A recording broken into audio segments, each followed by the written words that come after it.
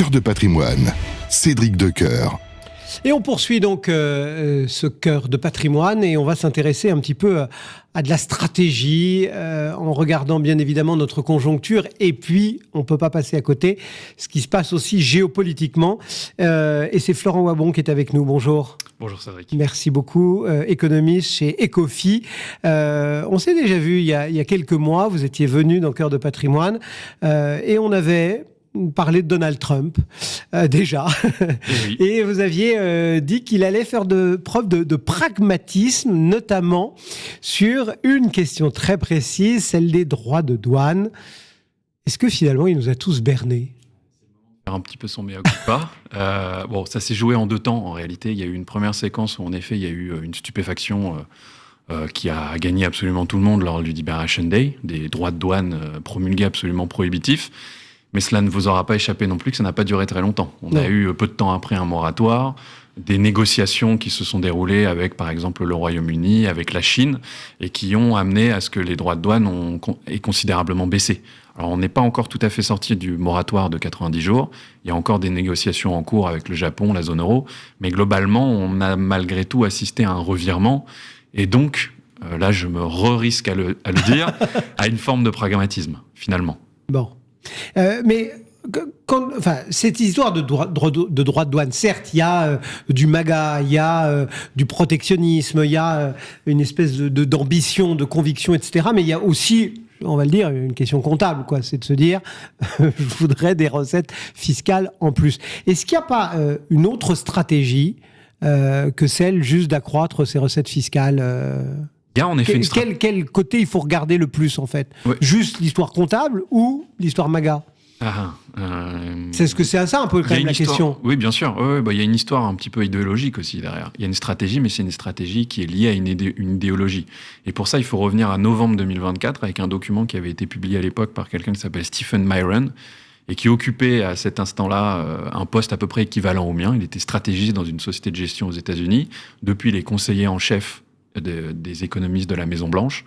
Et lui, il avait pour ambition de dire que le dollar était surévalué, qu'il fallait mettre en place des droits de douane et, si possible, prohibitifs pour amener les partenaires commerciaux, c'est comme ça qu'il les appelle, à la table des négociations, et pour aboutir, in fine, c'était la stratégie finale, si je puis dire, à l'abaissement de la monnaie américaine, à l'abaissement du dollar. Donc l'idée derrière tout ça, c'est d'évaluer le dollar.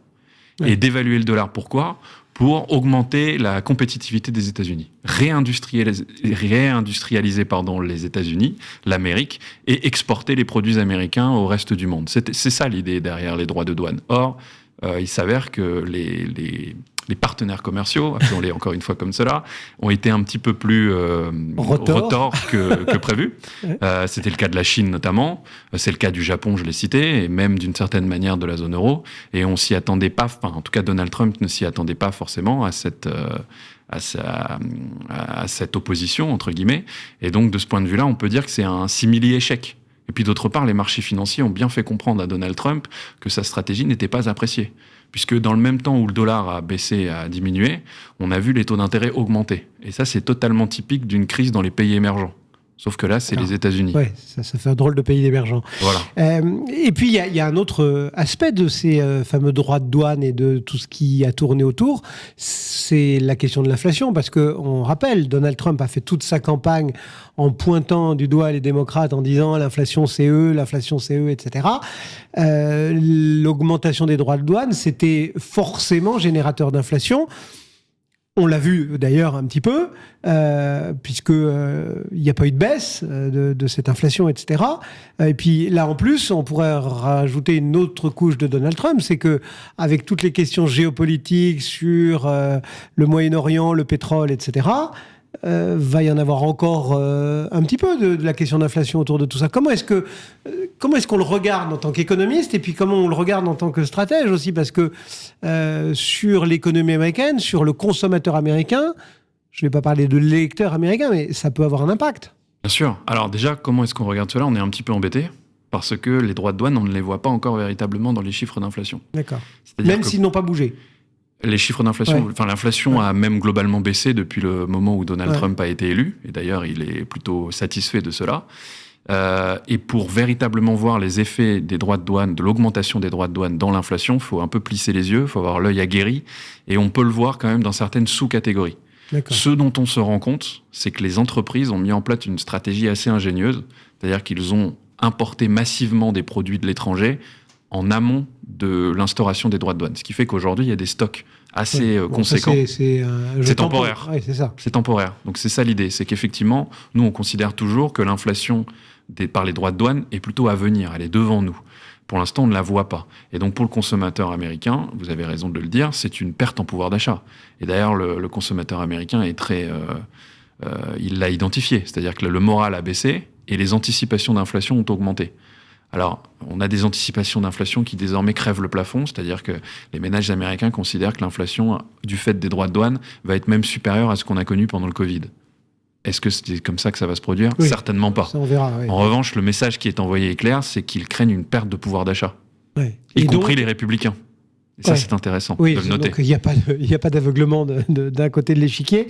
Mais ça veut dire que s'il y a une perte de pouvoir d'achat, vu la structure de l'économie américaine, ça veut dire un ralentissement. Et oui, parce que la consommation, c'est 70% du PIB américain. Donc s'il y a un ralentissement de la consommation, il y a un ralentissement de l'économie américaine.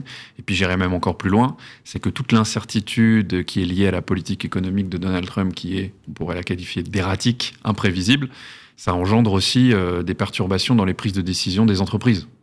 Si vous êtes une entreprise manufacturière, justement, puisque c'est de cela dont il s'agit, pour Donald Trump, en tout cas, moi, je me mets à leur place. Dans un environnement aussi incertain, je ne prends pas de décision d'investissement, ni de décision d'embauche. Donc, ça veut dire qu'il pourrait y avoir un double effet de ralentissement par la consommation, par l'investissement et par l'emploi. En tout cas, nous, c'est notre scénario, c'est qu'on anticipe encore une fois que le ralentissement de l'économie est plutôt à venir, tout comme l'inflation. Il y en a un qui doit s'arracher les cheveux, c'est le patron de la Fed, non ? Parce que lui, il doit gérer la situation. Et oui, et ça fait à peu près 3 mois, je dirais même plus, qu'il dit à peu près la même chose. Je ne sais pas. Il ne sait pas quoi faire. Et a raison, puisqu'effectivement, on ne voit pas encore l'inflation par les droits de douane, même si on sait qu'elle arrive. A priori, encore une fois, tout cela est encore très incertain. De la même manière, la baisse de l'activité, on ne la voit pas encore véritablement dans les chiffres. Et derrière tout ça, en filigrane, il y a l'emploi. Et l'emploi, aujourd'hui, est assez fragile. Déjà, avant même qu'il y ait eu toutes ces histoires autour des droits de douane, on percevait déjà des petites craquelures sur le marché de l'emploi. D'accord. Aujourd'hui, avec le fait qu'il y a de l'incertitude, de l'imprévisibilité et de manière générale, vous l'avez dit, de la tétanie, eh bien, ça veut dire que le marché de l'emploi est à risque. Et donc, que fait la Banque centrale américaine quand l'inflation augmente et que l'activité baisse ? C'est le dilemme auquel est confronté Jérôme Powell aujourd'hui. Nous, on pense que d'ici quelques mois, ça va aller assez vite en réalité, on va voir les premiers dégâts sur l'économie américaine et surtout sur l'emploi, et que ça va pousser Jérôme Powell à baisser ses taux.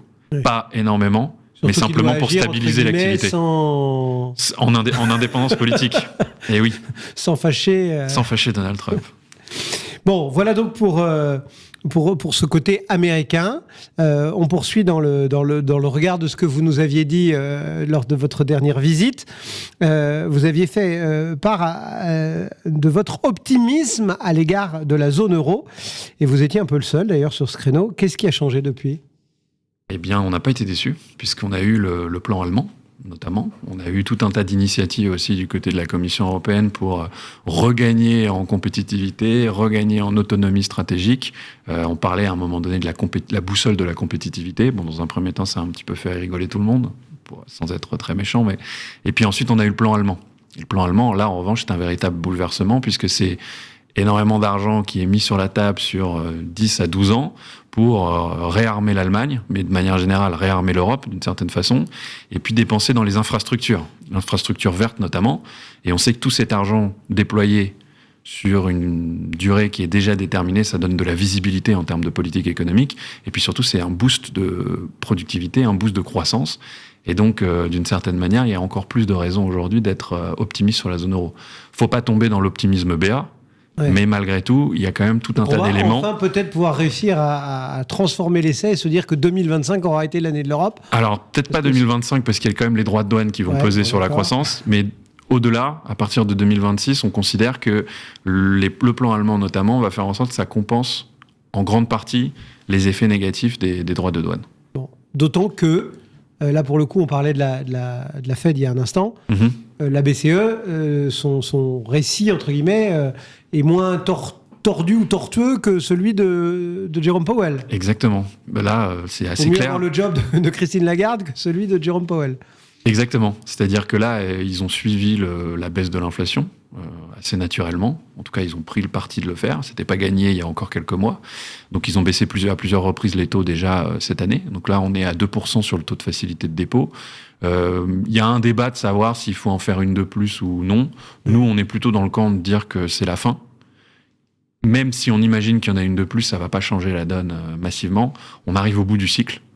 Mais ça veut dire aussi que les baisses de taux qui ont été passées n'ont pas encore transfusé totalement dans l'économie. Donc ça va venir. Il y a toujours un délai, il y a un délai quasiment, pas, je veux dire, obligatoire. Mais C'est ça. Mais on est quand même dans des conditions monétaires qui sont beaucoup plus accommodantes. Et qui plus est, imaginons qu'il y ait encore des développements géopolitiques qui fassent que l'activité baisse davantage en Europe, par exemple. La Banque Centrale Européenne se montrera prête, à mon sens, à agir. Donc ça, c'est plutôt positif, là aussi, en termes de visibilité. Bon, on s'est dit beaucoup de choses. Alors, il y a d'autres zones dans le monde, mais il faut aussi faire des choix. Et on va, en se basant là-dessus, vous demander aussi quelques choix à faire en termes d'allocation d'actifs, finalement. Une fois qu'on s'est dit tout ça, qu'est-ce qu'on fait? Comment on arbitre? Alors, sur cette deuxième partie d'année, nous, on est un petit peu plus prudent sur les actifs risqués, sachant que sur la première partie d'année, mais on l'avait déjà évoqué dans l'émission la dernière fois, on était positif sur les actifs risqués, et même plus précisément encore sur les actions de la zone euro. Depuis, on l'a vu, surperformance des actions de la zone euro vis-à-vis des États-Unis, et en termes absolus, on a déjà des performances qui sont très correctes d'un point de vue historique. Et pourquoi est-ce qu'on dit qu'il y a un peu moins de potentiel? C'est parce que justement, on n'a pas encore vu tout le ralentissement économique américain, on n'a pas encore vu l'effet, à proprement parler, des droits de douane sur l'économie européenne, et surtout pas encore vu l'effet sur les perspectives bénéficiaires des entreprises. Et donc, de ce point de vue-là, il y a des raisons d'être un peu plus prudent sur la deuxième partie de l'année, sachant qu'on a déjà fait une bonne année, si je puis dire, même si elle n'est pas terminée sur les actions. Mais du coup, il y a une histoire de bascule, c'est-à-dire qu'on se dit, on prend les bénéfices sur les quelques lignes qu'on avait bien exposées sur des valeurs européennes et on va voir ailleurs, ou non, on est juste prudent? On n'est pas sur une histoire de désensibilisation, on est juste un petit peu moins pro-risque, si je puis dire, mais il y a quand même une histoire qui se joue derrière, c'est que de plus en plus d'investisseurs, d'ailleurs, le considèrent, il faut partir des États-Unis. Ou en tout cas diversifier davantage vers les autres zones géographiques du monde.